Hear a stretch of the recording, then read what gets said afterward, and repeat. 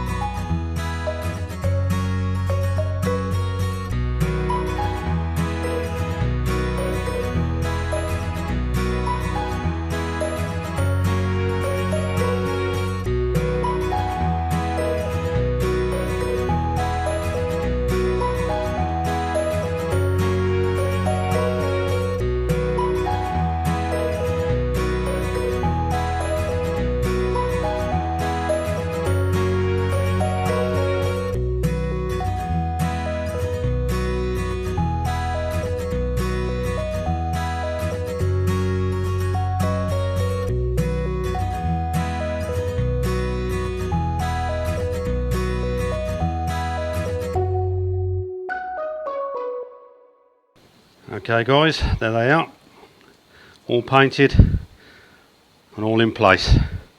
Unfortunately I've had to take my baskets off. I've left them two up there for now, because I don't want to put the baskets on next. If I water them or it rains, I don't want any soil seeping out and going all over the polycarb.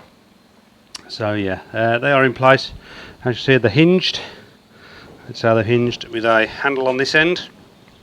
So excuse my foot filming, so if I can just lift it up, there you go, and I can check on them every day, feed them from here. And again, this is actually perfect. This is another reason I like the feeding ring or feeding square. I can see exactly what they're eating in the winter. I can put it in there, it stays in one place.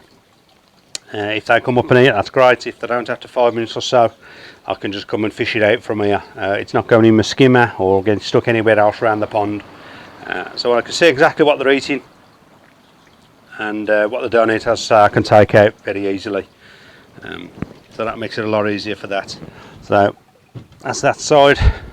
I haven't got hinges that side at the moment, so I'm thinking about putting some on. But this side again, I have got to put a handle on this side. I can just lift that up, check all the check there if it needs to get to my skimmer, things like that. I think, yeah, them plants there are a very good idea. As you can see, they need moving. I'll move those, but yeah, that's it in place. All nice. So yeah, that's good. More than happy with that. The top's still a little bit wet, so that's why I'm still wearing my gloves.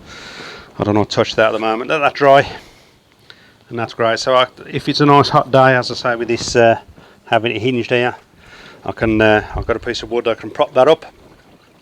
So let some sunlight in, and if it's a nice day, I get a bit of warmth, a bit more fresh air for them like that, and great for feeding, as I said. So there you go, jobs are good. Hi guys, it's Friday, thank God, weekend's here. Just got in from work, and it's a bit of a change from yesterday. It's the day after I've done the covers, so let's have a look in the filter house. I have got my maintenance to do in here, so I'll get on with that in a minute. Before I do this, I'll have a quick chat a little bit about the pond covers. Okay guys, so what I'm talking a little bit about is the actual pond covers. There's a big debate on different forums and Facebook groups and things like that about actually covering your pond in the winter. Yeah, covers ain't for everybody. A lot of people say I've never covered my pond in however many years. For me, personally, I get a benefit from it. I see a big benefit in the pond. One, especially for me where I live, I'm surrounded trees, and I'm in the national forest, so there's trees all around me. So I do get a lot of leaves in the pond. That's why in my previous video I said why I had a larger skimmer. Leading up to autumn and winter, I do get a lot of leaves in the pond, and they really do. That skimmer really does get it out, but obviously the leaves are still coming down, and as temperatures now dropping, and the covers are on, that's just going to protect me for leaves in the pond. So that's one of my benefits I have from it. So that's great. Another benefit I find for predators, where I live, there's a lot of lakes and rivers and everything around here, so there is a lot of herons around, and especially this time of year as it's going colder, and the fish, not just in the ponds and your koi ponds, but in the lakes and the rivers, things like that, the fish are actually, because the temperatures are dropping, they're actually going lower in the water. So predators, herons, otters, there is otters around where I live, so that's another protection. But because the temperatures are dropping, the fish are going deeper, it's harder for the herons and otters and various other predators to feed in the winter. So they're flying around looking for more food, and because your pond hopefully is nice and clear, and it's easier to see, even though the fish are lower down in the water, I personally think it's going to attract a lot more in the winter. I definitely see a lot more herons around my property this time of year, and in the colder months and throughout the winter, as I said, because they're struggling to find food from their natural sources they normally go to. They are going to come more inland, away from the rivers and lakes and things like that, looking for more food. So it helps with that. It protects me and my fishery, that one. Another benefit for me with pond covers is the weather.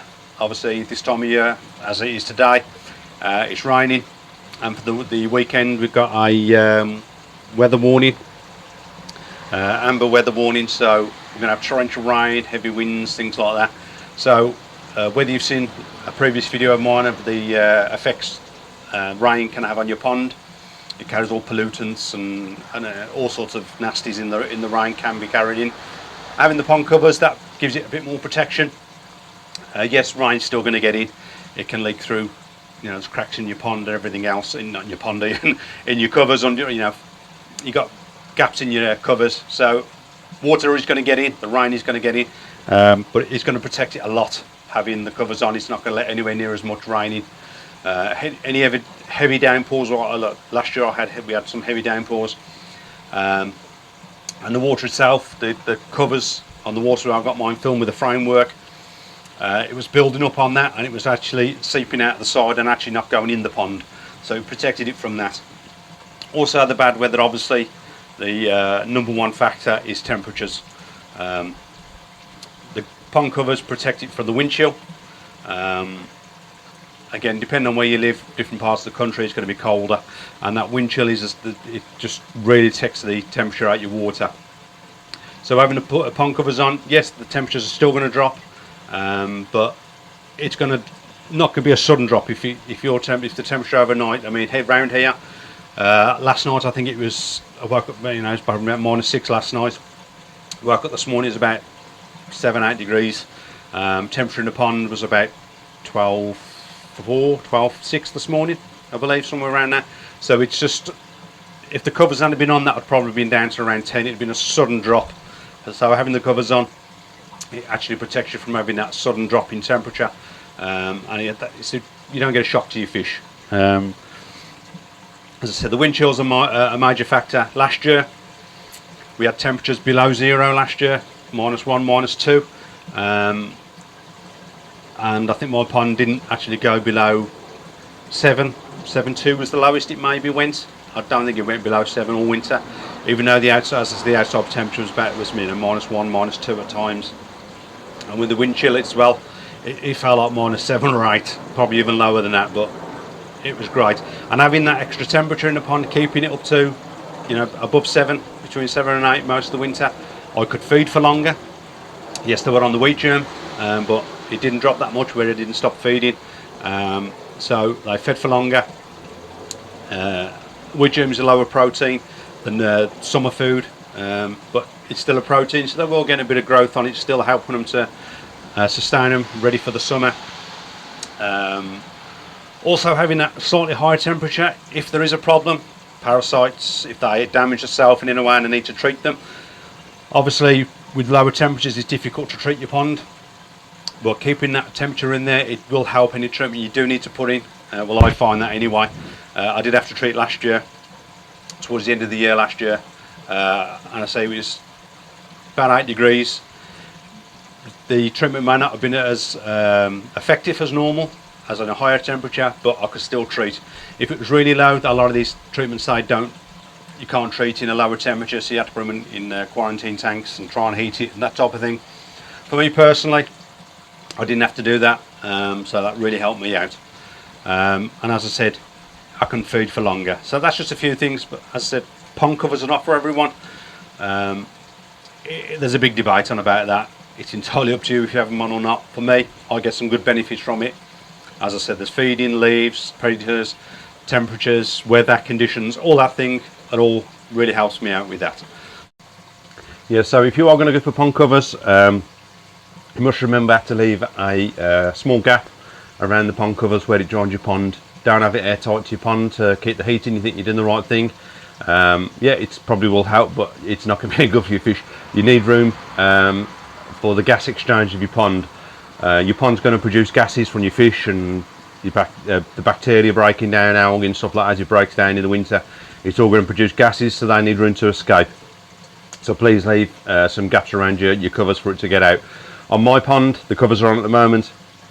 The coping stones are what they call peak riven, so they're not completely flat, they're uneven, so there's a gap all the way around for gases to come out, and where mine join together, the 3 sections, there's probably a 3 or 4 mil gap in between each section on that one, room for the gases to escape. Also where my skimmer is, that is not the same height, it's a very slightly lower than the actual coping slabs, so again there's room for the gases to escape there. Going back to the bad weather, also to remember, if we have a heavy downfall of snow, make sure you keep on top of that and keep clear it off. A couple of reasons. Firstly, it's cutting out sunlight into your pond for your fish, but more importantly, the heavy downfall of snow can actually seal up those air gaps where the gases need to escape.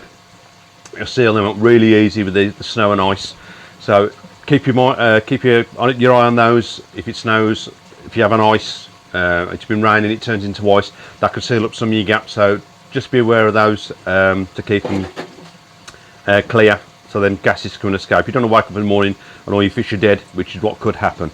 So hopefully you found this video interesting. Hit that subscribe button, remember to ring that bell. Oh, just remembered one more thing. Another good point to remember, a good point for me, my covers are on at the moment, and I don't know if you can see at the moment, but it's actually raining. So the covers with the rain, one more thing, it's stopping my fish from getting too wet. I'll catch you on the next one.